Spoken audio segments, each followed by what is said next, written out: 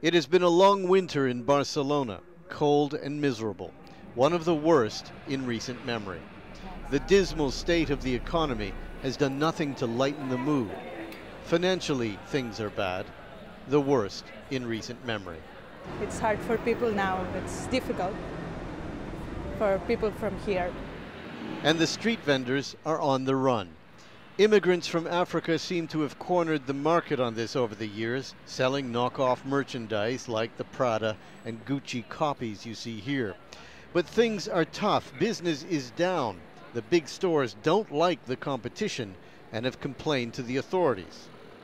So these are anxious times for them, which means their job comes with plenty of strings attached, literally. The goods are spread out on what looks to be a blanket. Notice the ropes on the corners. He's holding them because when he has to make a run for it, all he does is pull. The blanket becomes a sack and he's off, usually with a pair of police scooters in pursuit. These days they've been doing more walking and running than selling. You doing good work? No good. No, okay.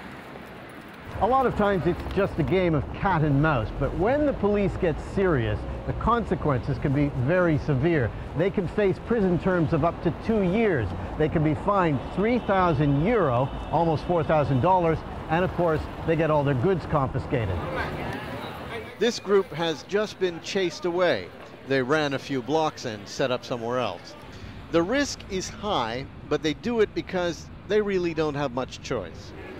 Hannah Alcoseva is a reporter for a Barcelona magazine. She's been writing about the street vendors. I think it's a mix of desperation and also in a sense that they just want to make it here in Europe, somehow.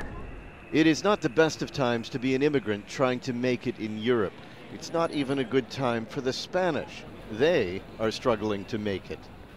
This is called cash converters, a pawn shop really.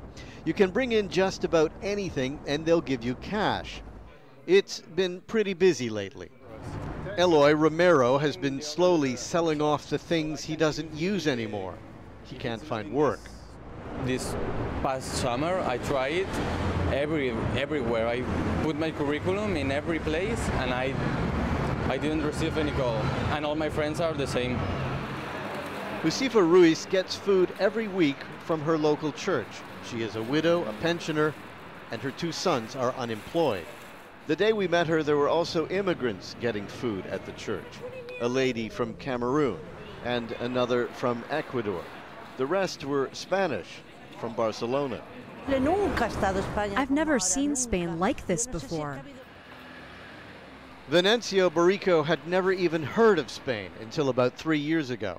Now he knows Barcelona better than his home village back in Equatorial Guinea. He walks everywhere delivering his resume. I can let my paper of school of fame work about this tell me say thank you very much. I want make them call me. I need work. I stayed here 2 years and a half. I don't have work. Venancio and other immigrants use the facilities at this help center to look for work, but there are very few prospects. There is 7 or 8 jobs in a most important newspaper of Barcelona, Point of View, offering jobs. One of those jobs is to work in the kitchen over at JJ's restaurant. Juan Dominguez got this pile of CVs, mostly from immigrants, in just 48 hours. People have not work now, and there are many companies that are closing, and there are more people without work. Imagine then what Abdoulaye Touré from the Gambia is thinking right now. I came to Libya, around Italy, then I came to Spain. For him, Spain was the land of opportunity. It's very difficult to get many people here. They have residence here, sitting here, but they don't have no work. So that's why me, as a stranger, I'm really frustrating. He could turn to hawking those cheap knockoffs on the street. Of course, there are risks involved.